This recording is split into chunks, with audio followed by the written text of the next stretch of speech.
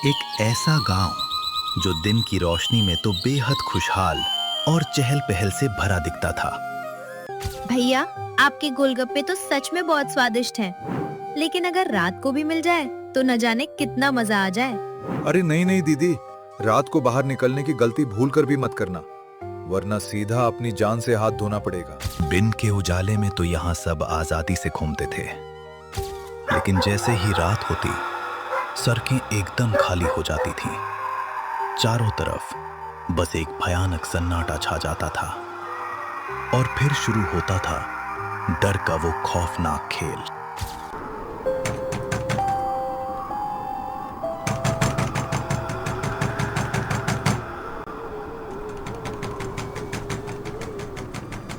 पापा, मुझे बहुत डर लग रहा है।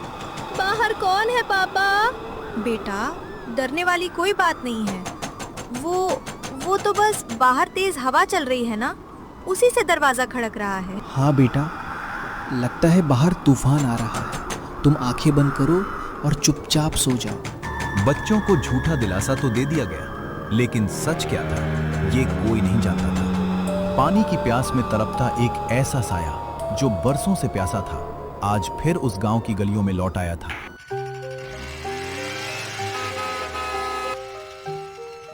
ओ भाई, कल रात तो डर के मारे मेरे बच्चों की आंख तक नहीं लगी। हर रात बच्चों को झूठा दिलासा देकर सुलाना पड़ता है यार। अब तो हिम्मत भी जवाब दे रही है। भाई, गलती से भी रात को कोई बाहर मत निकल जाना। अगर कोई बाहर निकला तो उसकी मौत तय है, उसे भगवान भी नहीं बचा सकता।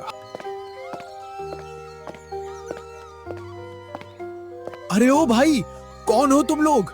कहाँ जा रहे हो? भाई साहब, इसी गांव में मेरे मामा जी का घर है।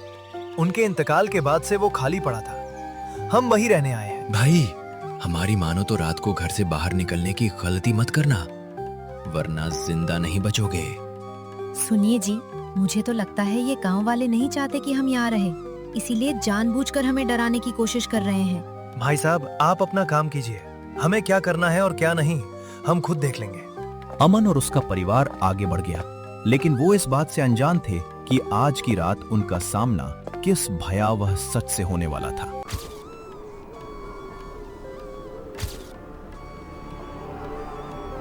हे भगवान, आज रात हमारे गांव की रक्षा करना, और वो जो नए लोग आए हैं, भगवान उन्हें भी बचा लेना। कहीं वो आज रात उस प्यासे भटकते हुए साए का शिकार न बन जाए।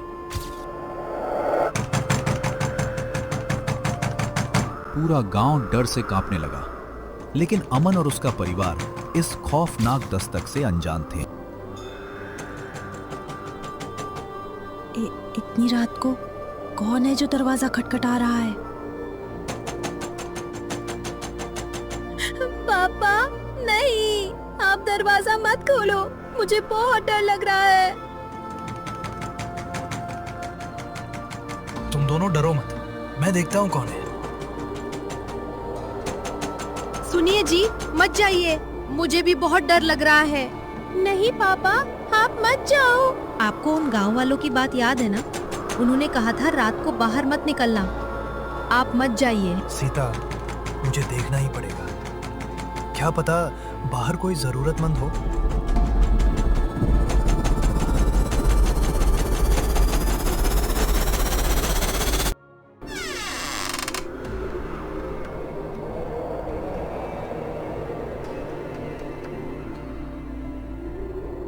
अरे बाबा, इतनी रात को आप यहाँ? अमन उस बाबा के रूप में छिपे प्यासे भटकते आदमी को पहचान नहीं पाया। हाँ बेटा, मुझे बहुत प्यास लगी है, थोड़ा पानी पिला दो।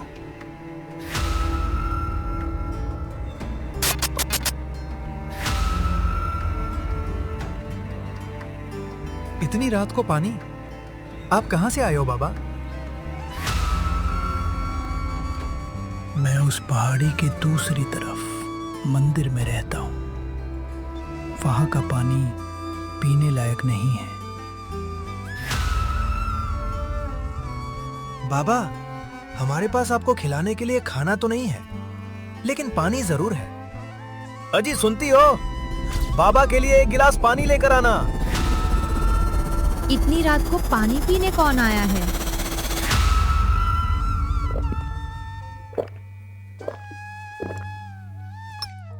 बेटा, तुमने आज इस प्यासे को पानी पिलाकर वो काम किया है जो पूरा गांव कई सालों से नहीं कर पाया।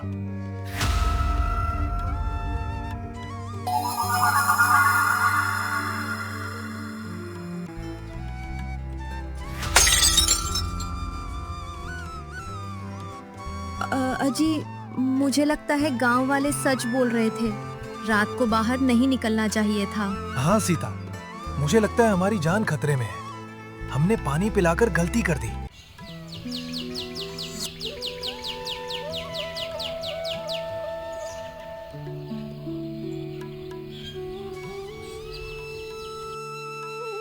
भाई बाहर निकलो, क्या घर में कोई है?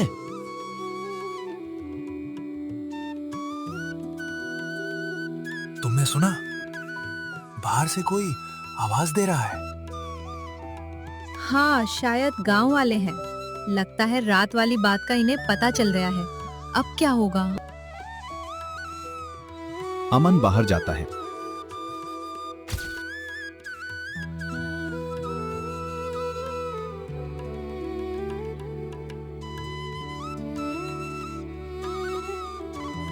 ये कैसे हो सकता है?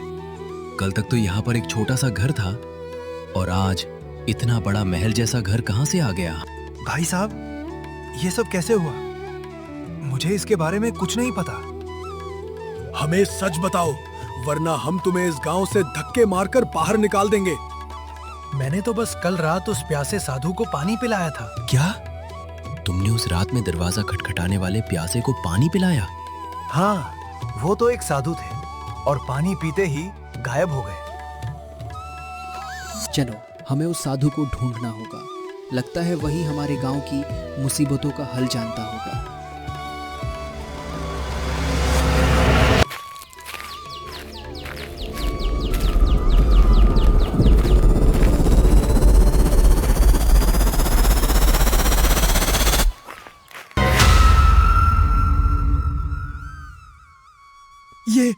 ये क्या था? और ये हवा जैसा क्या गुजरा? लगता है हवा का झोंका था। डरते क्यों हो? मुझे नहीं लगता कि वो कोई हवा का झोंका था। वो कोई साया था जो हमें आगे जाने से रोक रहा है। अमन, हमें डरना नहीं चाहिए।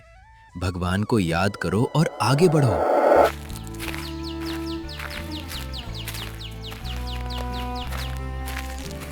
जंगल में आगे बढ़ते बढ़ते गांव के लोग एक सुनसान जगह पर पहुंच जाते हैं।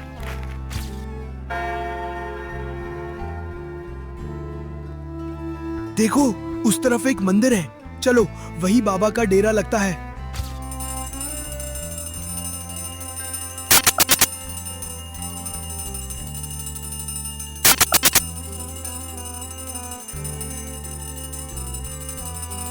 आओ बेटा, तुम लोगों ने आखिर मुझे ढूंढ ही लिया। हाँ बाबा, क्योंकि आप ही हमारी समस्या का हल कर सकते हैं। बाबा, हमारे गांव में बहुत बड़ी मुसीबत आ गई है। कौन सी मुसीबत बच्चा? बाबा, रात होते ही पूरे गांव के दरवाजे खटकते हैं। घर से निकलने में भी डर लगता है। बेटा, सालों पहले मुझसे एक बूढ़ी माँ का पानी से भरा मटका टूट गया था। उसी मटके का श्राप अमन के पानी पिलाने से खत्म तो हो गया, लेकिन याद रखना, दोबारा गांव में किसी सफेद साड़ी और सफेद गजरे वाली औरत का मटका मत टूटने देना, वरना गांव में सिर्फ लाशों के ढेर मिलेंगे और उसकी प्यास पानी से नहीं, खून से बुझेगी।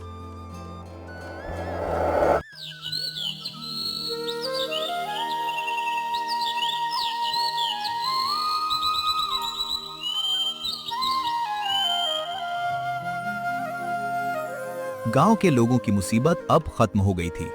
गांव पर आया संकट भी टल गया था। अब लोग अपनी मर्जी से रात को बाहर निकल सकते थे, क्योंकि अब किसी को कोई डर नहीं था। वही सफेद गजरा, वही सफेद साड़ी और सिर पर पानी से भरा मटका। देखो, उस लड़की को, बिल्कुल वैसा ही। जैसा बाबा ने चेतावनी दी थी। फिर वही हुआ जिसका डर था। मटका टूट गया और गांव में एक बार फिर मौत का वो खौफनाक खेल शुरू हो गया।